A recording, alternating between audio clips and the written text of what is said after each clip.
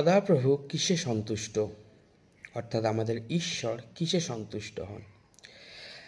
এর উত্তর হচ্ছে, আমরা যদি গীত সংহিতা তার 147 অধ্যায় 11 পদ খুলি, সেখানে লেখা আছে, সদাপ্রভু তাহাদিগতে সন্তুষ্ট যাহারা তাহাকে ভয় করে, যাহারা তাহার দয়ার অপেক্ষায় থাকে। আমেন।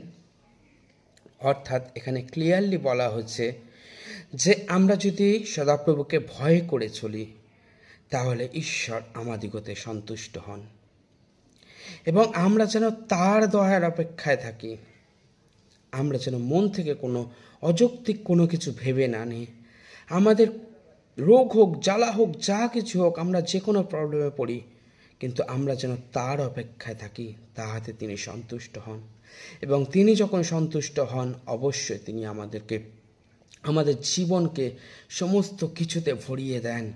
আমাদের যত প্রবলেম, আমাদের যা কিছু আছে, সমস্ত কিছুকে দূরে সরিয়ে তিনি আমাদের জীবনকে অনেক উচ্চ, অনেক মহিমান্বিত করে তোলেন। হালেলুয়া। সকলে ভালো থাকেন, সুস্থ থাকেন। জয় যিশু।